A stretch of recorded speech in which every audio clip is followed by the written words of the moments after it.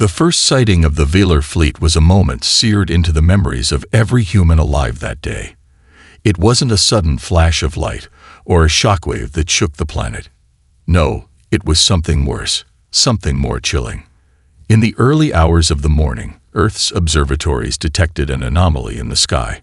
Initially, astronomers thought it was a new asteroid entering orbit, but the truth was far more terrifying. The object wasn't a natural rock, it was a fleet. A dark, menacing array of ships, sleek and massive, appeared from the farthest reaches of space. They came in perfect formation, blocking out the stars, casting long shadows across the sky. The Velar had arrived. At first, the world tried to deny it. The news stations broadcasted endless loops of experts speculating, trying to make sense of the situation. Was it some sort of advanced weapon test? A military drill by an unknown power? But as the ships descended, their sleek, black forms glistening against the sunlight, no one could deny it any longer. This was no drill. Earth had just become the target of an alien invasion. As the Velar ships came closer, their size became all the more apparent. Each one was large enough to dwarf the tallest skyscrapers, and they moved with an eerie precision, like hunters closing in on their prey. The sky above every major city darkened as the ships hovered ominously in the atmosphere, sending waves of panic through every corner of the world. It wasn't just their size that caused terror, it was the sheer feeling of helplessness they brought. News outlets around the world were flooded with images of the ship's technological might, advanced weapons gleaming from their hulls and engines that seemed to defy every known law of physics. No one knew if Earth's defenses stood any chance. Could the planet's armies unite against such an overwhelming force? Or was humanity doomed to kneel before their superior technology? The Velar leader, Jareth, made his first appearance through a broadcast to every country on Earth. His voice was calm, cold, and unyielding, amplified to every corner of the world. He spoke in perfect human language, his words carrying an unmistakable weight. "This is your only warning." Jareth's voice echoed across the airwaves. "We are the Velar. We have conquered worlds far older than yours, worlds far stronger. Your technology is primitive. Your species is weak. We have no desire to wipe you out. Surrender now, and you will be spared. Refuse, and your planet will burn." The message was brief, but its effect was immediate. Governments scrambled to respond, but their words were empty in the face of such a display of power. Tanks, fighter jets, and missile systems were already deployed, but they were nothing more than ants in the shadow of the Velar ships. Still, there was a flicker of resistance among some of the leaders, a refusal to simply bow down without understanding what the Velar truly wanted. Was this a genuine offer of peace, or was it a trap? Meanwhile, the civilians, glued to their screens, were paralyzed with fear. Mass evacuations were ordered in major cities, but it felt like a futile attempt. Panic gripped every corner of the world as people scrambled to comprehend the enormity of what was happening. As the Velar fleet hovered, showing no signs of leaving, one thought lingered in every human mind. Was this the end of everything we've known? But no one could answer that question. Not yet. The world stood at the precipice of something far bigger than any of them had imagined. And as the Velar ships loomed above Earth, humanity had no choice but to make its first impossible decision: to kneel or to fight. The world was thrown into disarray as Jareth's words echoed across every continent. His message was clear, cold, and unambiguous: submit or face extinction. Governments, already on edge, quickly went into emergency mode. War rooms were filled with military leaders and advisors, each struggling to come up with a response that would keep the masses from spiraling into full-blown panic. In the United States, President Grant sat at the head of a table, his face tight with tension. Around him, his senior military and intelligence advisors argued fiercely, voices rising in desperation. "We need to launch a preemptive strike," General Harker insisted, his face grim. "They've made it clear that they'll destroy us if we don't comply. We have to show them we're willing to fight back. We can't just kneel." But the room was divided. Others, including the president's closest foreign policy advisor, argued for diplomacy, suggesting that perhaps the Villar's words weren't an immediate threat, that there might be some chance for peace if they acted quickly. "We're talking about an alien species with technology beyond anything we can comprehend," said Dr. Liu, the head of the country's top research institute. "We don't know what they're capable of. If we attack them without understanding their full power, it will be the end of humanity." Elsewhere, in the United Nations, similar discussions were taking place. Representatives from every nation were glued to their screens, watching the Villar ships hovering above their respective capitals. Some countries, fearing the worst, called for immediate surrender, hoping that complying with Jareth's demands would spare their people from annihilation. Their arguments were loud, and they found their allies among nations with weaker militaries, ones that couldn't afford a drawn-out conflict. But not everyone was willing to submit so easily. The idea of surrender was anathema to many nations, especially those with histories of resistance and defiance. From the streets of Paris to the heart of Moscow, protesters gathered, chanting slogans of rebellion. "We will not kneel," they screamed, waving flags of resistance. The defiance was contagious. It spread across social media like wildfire. Ordinary citizens from every walk of life began organizing online, calling for action. The message was clear. Humanity would not surrender to invaders, not without a fight. In Asia, a coalition of scientists and engineers quickly began pooling their knowledge, hoping to discover any weakness in the Villar's technology.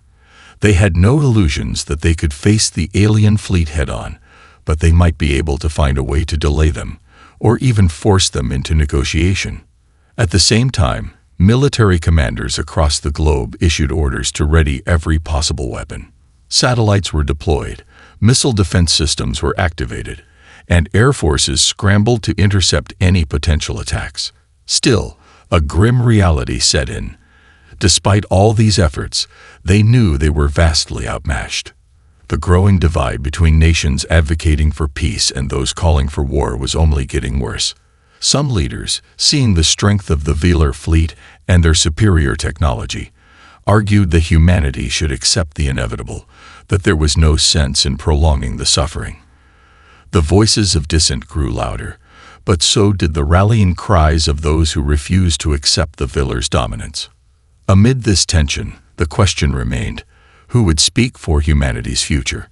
The world stood on a razor's edge, the uncertainty of what was to come hanging over every decision. Was humanity's survival worth any price, even if it meant fighting an enemy that could crush them with a single strike? Could they possibly defy such an overwhelming force, or had Earth's time as the dominant species finally come to an end? In the quiet corners of the globe, people whispered stories of the past, tales of underdogs who had defied impossible odds, of rebellions that had toppled empires. Perhaps, just perhaps, humanity could find the strength to do the same. But for now, as the world held its breath, only one thing was certain. The choice had to be made.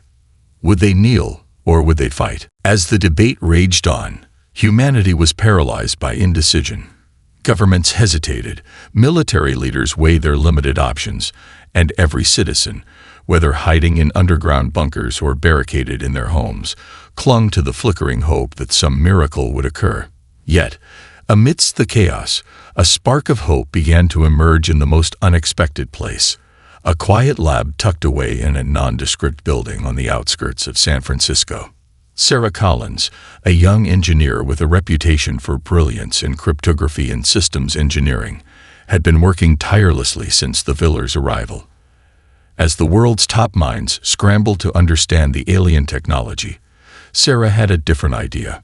She focused on something far simpler, yet potentially more valuable: their communication systems.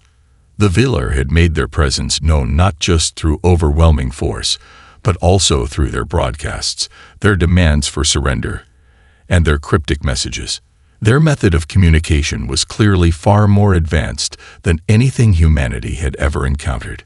It wasn't just about language or transmission. It was about frequency, structure, and hidden patterns buried deep within the signals. Sarah, working with a small team of fellow engineers, had noticed something strange in the Villar's transmissions. While their words were cold and calculated, there was a subtle irregularity in the data streams, a pattern, almost like a glitch. It was barely noticeable to the untrained eye, but to Sarah, it was a breakthrough. The Villar's technology, despite its sophistication, still had cracks in its perfect veneer. Late one night, after hours of decoding and analyzing the encrypted signals, Sarah stood up, her eyes wide in disbelief. She had found it, a vulnerability in their communication system. It wasn't a direct flaw in their technology. No, the Villar were too advanced for that, but rather a subtle weakness in how they managed their data flow. It was like finding a crack in an impenetrable wall. And if she could exploit it, even momentarily, humanity would have a chance to strike back. The moment she realized what she had uncovered, she wasted no time. She contacted her closest colleagues and sent the information to the top-tier resistance group, who had been scrambling for anything they could use. The resistance's leaders, initially skeptical, quickly grasped the importance of Sarah's discovery. This wasn't just a small victory. It was the key to breaking the Villar's grip on Earth. Sarah's breakthrough meant humanity could now jam or disrupt the Villar's communications long enough to launch coordinated strikes against their fleet. It wasn't enough to stop them completely, but it was a significant first step. The Villar, who had assumed complete dominance over Earth, had just made a critical error. They had underestimated the ingenuity and tenacity of humanity. The world's governments, after receiving word of Sarah's discovery, began mobilizing. Nations set aside their differences for the first time in decades, understanding that this was a battle for the survival of the human race. Thousands of engineers, scientists, and military strategists joined forces, working around the clock to develop technology based on Sarah's findings. Humanity's ability to adapt quickly was now its greatest asset. But it wasn't just about technology. There was something deeper at play. In that moment, when humanity caught its first glimpse of hope, something inside every person began to shift. It wasn't just the fear of annihilation anymore. It was the knowledge that they could fight back. The odds were still overwhelming, but the people of Earth had one undeniable advantage: their refusal to give up, even in the face of impossible odds. As news of Sarah's discovery spread, a quiet wave of optimism washed over the world. For the first time since the Villar had arrived, people weren't just cowering in fear. They were standing tall, rallying behind the belief that they could overcome their invaders. It was no longer about whether they could survive the Villar's wrath. It was about how they would make the invaders regret ever setting foot on Earth. And in that moment, as humanity came together under a banner of defiance, the spark that had been ignited by one woman's discovery became a blazing fire of resistance. The fight for Earth had only just begun. With Sarah's discovery lighting the fire of resistance, humanity's leaders now had a glimmer of hope they had long feared was lost. The decision was made. They would strike back. The Villar had assumed that humanity's defenses were little more than an inconvenience, but the first blow would prove them wrong. It was time to show the invaders that Earth would not go quietly into the night. The resistance, bolstered by the joint efforts of governments and scientists, had been working around the clock. They built upon Sarah's breakthrough, developing a system capable of jamming the Villar's communication networks, even if just for a few minutes. It wasn't much, but it was enough to give humanity the window they needed to act. For the first time, Earth's military forces were united in a common goal: to strike before the Villar could retaliate. The plan was risky, but it was the only option. The military chose to target a Villar flagship, a colossal ship that had been hovering above Earth's orbit since the invasion began. It was a symbol of their dominance, and taking it down would send a message not just to the Villar, but to every nation on Earth. The stakes were higher than ever, and the world's eyes were on the operation. The attack began at dawn. As the resistance initiated the jamming sequence, Earth's air forces scrambled.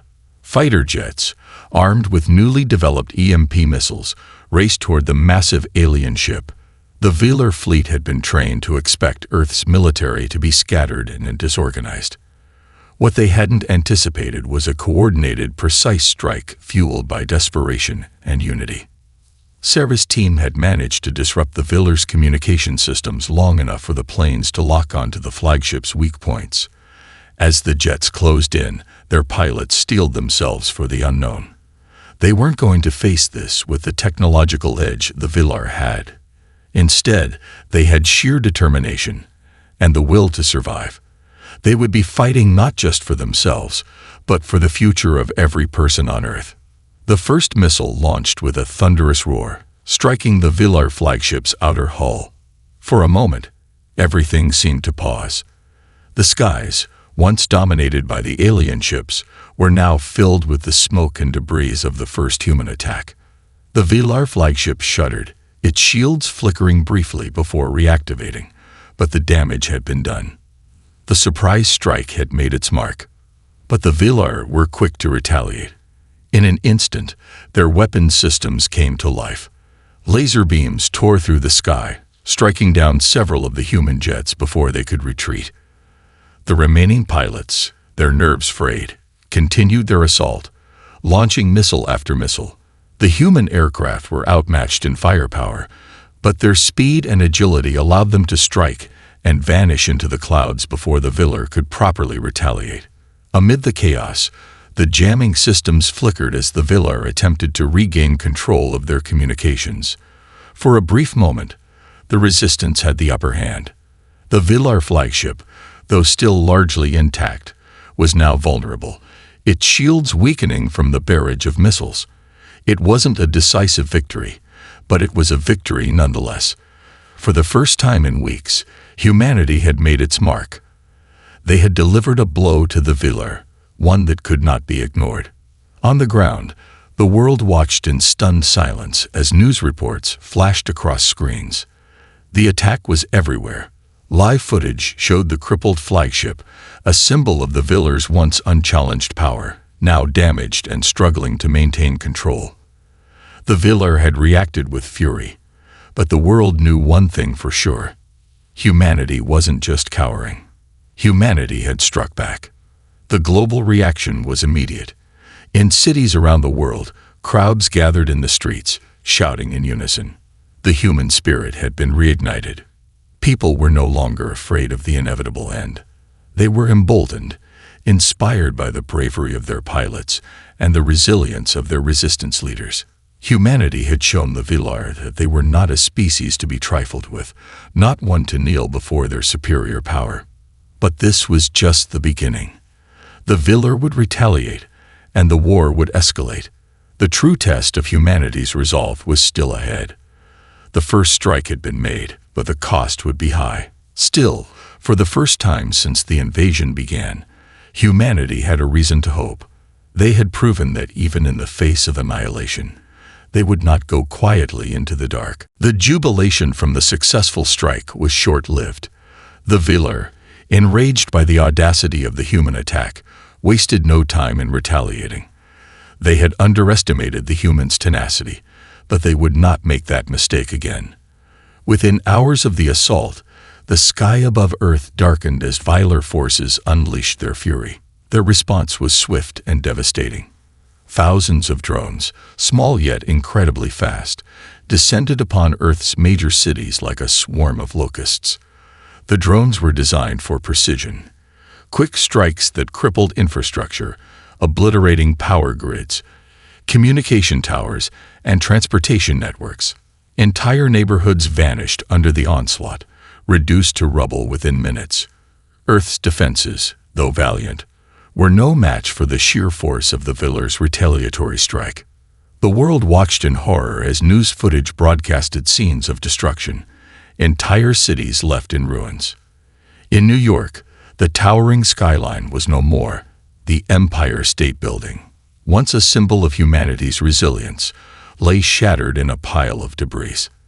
In London, Big Ben was reduced to nothing more than dust. The Velar were relentless, obliterating everything in their path. Their ships hovered ominously above the earth, unleashing devastating energy beams that turned entire blocks into ash. The global response was immediate, but it was disjointed. Military forces around the world were forced to retreat, unable to withstand the unrelenting onslaught. The shockwaves from the Villars' attacks rattled every corner of the earth. Governments scrambled to coordinate what little defense they could muster, but the Villar were always one step ahead. With every effort to fight back, humanity was pushed further into the shadows. In the midst of this chaos, humanity's resolve was tested to its very core.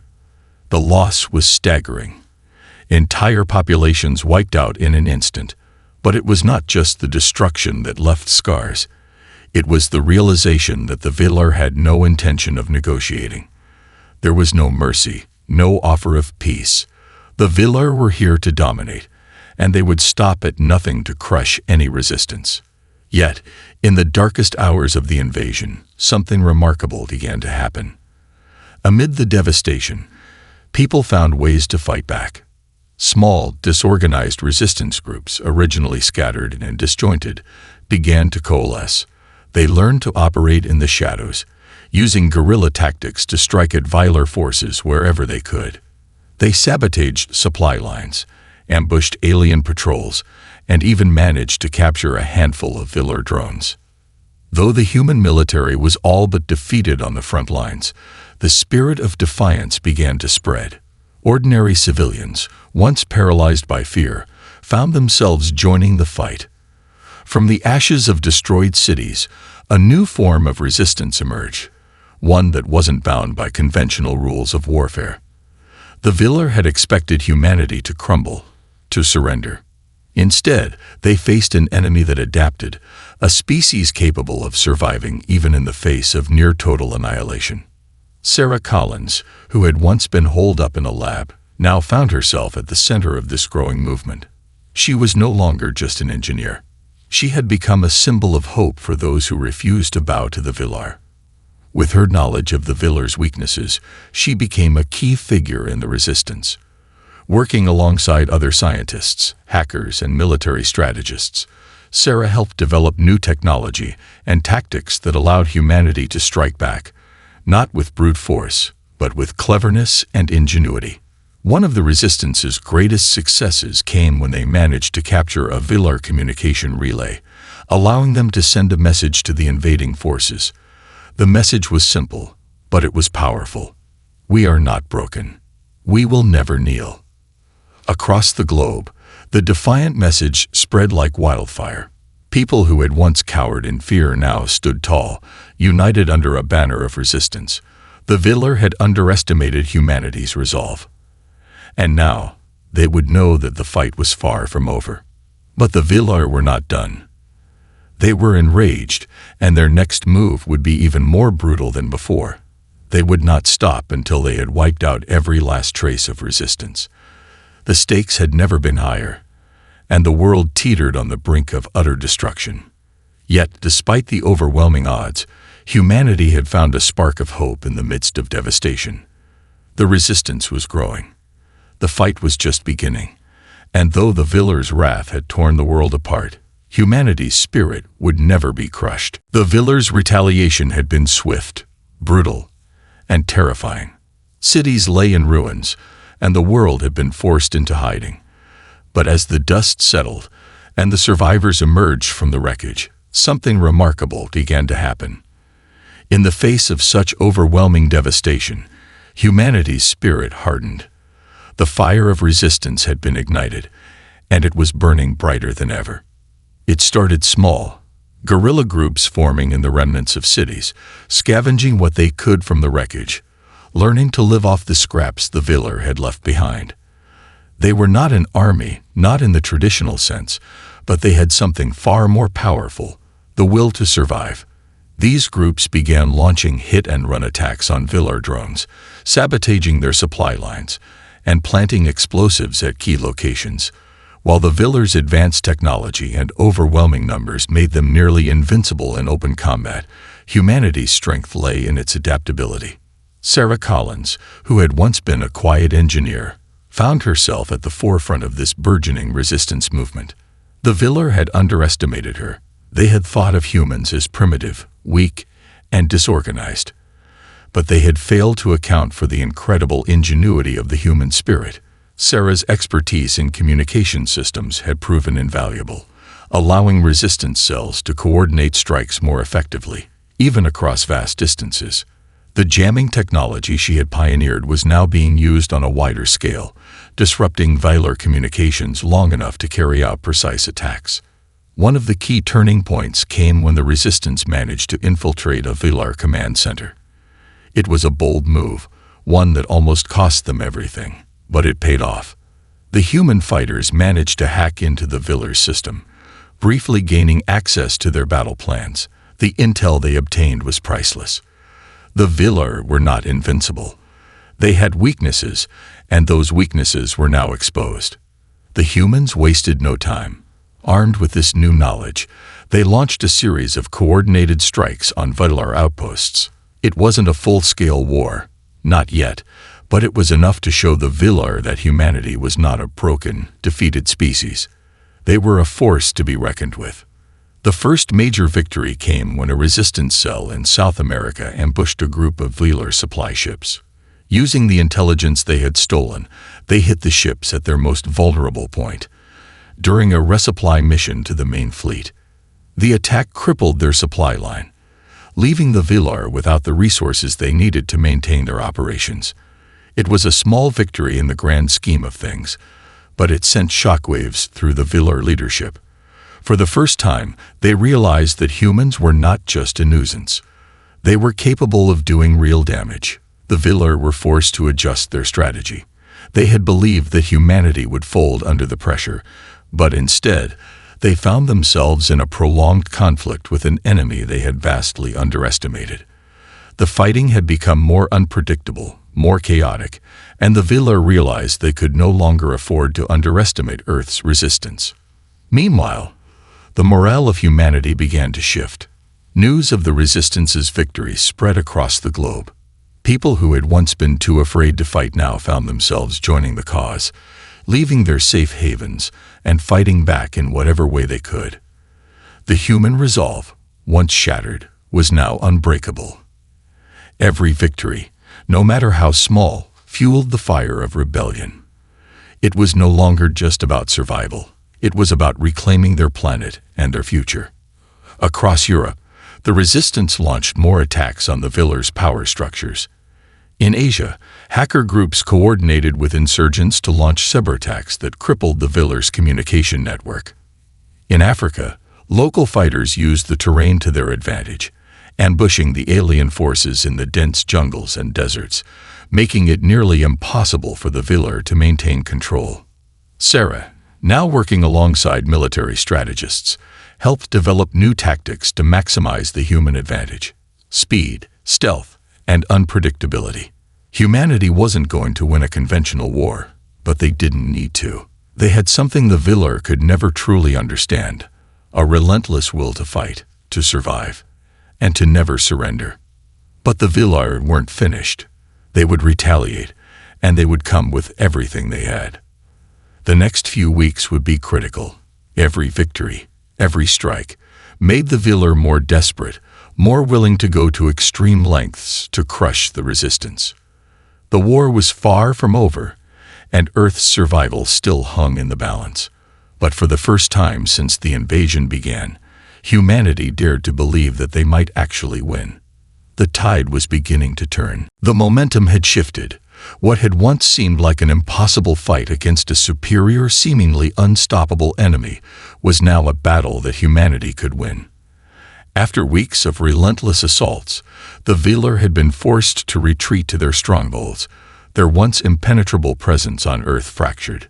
The global Resistance, now a unified force of military, civilian insurgents, and scientists, had managed to strike at the heart of the Velar strategy: their ability to coordinate and replenish their forces. Now the alien invaders were on the defensive, scrambling to regroup. But there was no time to rest. Humanity knew that the Velar were far from finished. As Earth's forces grew bolder with every victory, the Velar, enraged by their failures, prepared for their final response. They had one last card to play. A devastating weapon capable of annihilating large swaths of the planet. The Villar would no longer rely on brute force alone. They had learned from their mistakes. Now, they were ready to make humanity regret every single strike they had launched against them. Sarah Collins had become a key figure in the resistance, a symbol of hope and ingenuity. Along with the military leaders and scientists, she had been working tirelessly to develop a countermeasure to the Villar's new weapon, which was now being deployed from a massive flagship hovering over Earth's atmosphere. If they couldn't stop it, the Resistance's victories would be rendered meaningless. The time had come for humanity's final stand. The Resistance had developed a plan to launch a full-scale assault on the Villar flagship, but it wouldn't be easy. The alien ship was heavily guarded, its shields nearly impervious to conventional weapons. To even approach it, the Resistance would need to use every bit of technology, every scrap of ingenuity they had gathered over the past months. Sarah's team had a breakthrough. A prototype EMP device that could disable the Villar flagship's shielding, if only for a few moments. It wasn't guaranteed to work, but it was their best shot. The plan was set into motion, and every member of the Resistance, from the high-ranking officers to the volunteers on the front lines, knew what was at stake. In the hours leading up to the assault, the world's eyes were on the sky. Every major news outlet broadcasted the buildup, showing the growing fleet of human ships preparing to engage the Villar flagship in a final confrontation. The planet held its breath. What had started as a desperate fight for survival was now a full-scale war for Earth's future. The battle began as the Resistance fleet launched its assault. Fighter jets streaked across the sky, engaging Villar drones in furious dogfights. The sheer audacity of the attack caught the Villar off guard. The human forces were relentless, charging forward despite overwhelming odds. Ships collided in the air, explosions lighting up the sky as missiles rained down on the Villar flagship's shields. The EMP device was their best chance. As the human ships closed in on the massive flagship, a group of engineers, including Sarah, worked frantically to deploy the device. Their mission was clear: disable the flagship's shields long enough for the assault forces to board and infiltrate the ship. The clock was ticking, and every second brought them closer to either victory or utter destruction. As the EMP device was activated, a wave of energy surged through the atmosphere, momentarily disrupting the Villar's defensive systems. For a fraction of a second, the Villar's shields flickered and fell. And that was all the human forces needed. The Resistance's elite troops, armed with improvised weapons and stealth tech, boarded the Villar flagship through the vulnerable breach. On board, the fight was brutal. Villar soldiers, strong and relentless, met the human Resistance with terrifying force. But the humans had something the Villar lacked: unity and an unshakable will to win. Resistance fighters fought tooth and nail, pushing forward through the corridors of the massive ship, determined to reach the command center. It was a bloody, chaotic battle, but the humans were unstoppable. Meanwhile, the Villar, realizing that their flagship was under attack, scrambled to regain control. The ship's systems were already failing, and they had no time to launch a counterattack. The once formidable invaders were being pushed back by the tenacity and resourcefulness of the human soldiers. As the final strike approached, Sarah and her team were in position. The mission was clear: destroy the flagship's central core and end the Villar's ability to launch any further assaults on Earth. The last stage of the battle was set. With one final, coordinated push, the Resistance planted explosive charges at the heart of the flagship's control systems. The countdown began. The flagship trembled under the force of the human assault, and at the very last moment, the charges detonated. A massive explosion lit up the sky as the Villar flagship was torn apart. The shockwave rippled through the atmosphere, sending a surge of energy across Earth.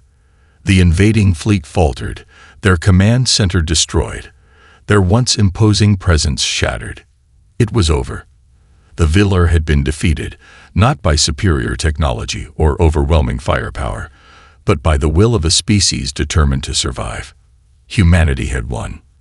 The silence that followed the destruction of the Velar flagship was deafening. Earth's skies, once filled with the hulking shadows of alien warships, were now empty. The invasion that had threatened to obliterate humanity had been thwarted, but the price had been steep. The planet was scared, its cities reduced to ruins, its people broken yet determined. As the smoke from the explosion of the Velar flagship cleared, Sarah Collins stood on the rooftop of a crumbled building in what was left of New York City, watching the last remnants of the Velar fleet retreat into the stars. There was a deep sense of awe mixed with sorrow. Humanity had won, but there was so much lost in the fight. It was a victory that came at a cost no one could ignore. Entire cities were gone, millions of lives were lost, and the planet's ecosystem had been severely damaged by the Velar's relentless attacks. The world would never be the same. Yet, despite the scars, there was a glimmer of hope. The Velar were gone, and Earth had not only survived, but had shown the universe that it would never kneel before an invader. As news of the Velar's retreat spread, the world erupted into an outpouring of emotion. In every corner of the globe, people came together, not as individuals or nations, but as a united species. Governments, businesses, and communities began to rebuild, but the true challenge was not just reconstruction. It was the healing of the human spirit. The psychological toll of the invasion was immense, but humanity's resilience proved stronger than the damage done. Sarah, now regarded as one of the key figures in Earth's victory, found herself at the center of a global effort to understand what had happened and how humanity could move forward. She worked with engineers, scientists, and leaders from around the world to analyze the Velar's technology, hoping to learn from their enemies' advanced systems while ensuring Earth could protect itself against future threats. The collaboration among nations was unprecedented, driven not by politics or power, but by the shared experience of survival. But there was more at stake than just technology. The invasion had changed everything. The way humanity viewed itself, its place in the universe, and its relationships with each other. The war had revealed the depths of human potential, showing that even in the face of annihilation, humanity could rise to meet the impossible. The human spirit, unbroken and relentless, was the true weapon in the fight against the Velar. As Earth began the arduous task of rebuilding, a sense of unity took root. People from all walks of life, once divided by borders, cultures, and ideologies, now stood together in solidarity. They had faced the ultimate threat and emerged victorious not because of their differences, but because they had set them aside in the face of a common enemy. The war had shown that humanity's greatest strength lay in its ability to adapt, to collaborate, and to never give up, no matter the odds. Sarah's work was far from over. The remnants of the Velar's technology were invaluable, but they also posed new questions. Could humanity use it to defend against future invaders? Could they build a new era of peace and exploration, now that they knew what lay beyond the stars? The Velar had come with a single purpose: to dominate. But humanity had shown that even the most powerful invaders could be defeated, not by weapons alone, but by unity, innovation, and the will to survive. The road ahead would be long. Earth's resources were depleted, the environment needed healing, and the scars left by the war would never fully fade. But humanity had proven something vital during the darkest days of the invasion. When pushed to the brink, it could not only endure, but rise stronger than before. In the aftermath of the battle, as the first signs of recovery emerged, humanity began to look beyond Earth. The lessons of the invasion had taught them one undeniable truth. They were no longer alone in the universe, and the universe was vast, full of unknown dangers, but also endless possibilities. The war with the Velar had been a brutal reminder of how fragile life on Earth could be, but it had also opened humanity's eyes to the importance of unity, not just among themselves, but with whatever lay beyond their world. With a renewed sense of purpose, humanity began to rebuild, not just their cities, but their future. They knew the fight for survival was over, But the fight for the stars had just begun. And this time, Earth would be ready.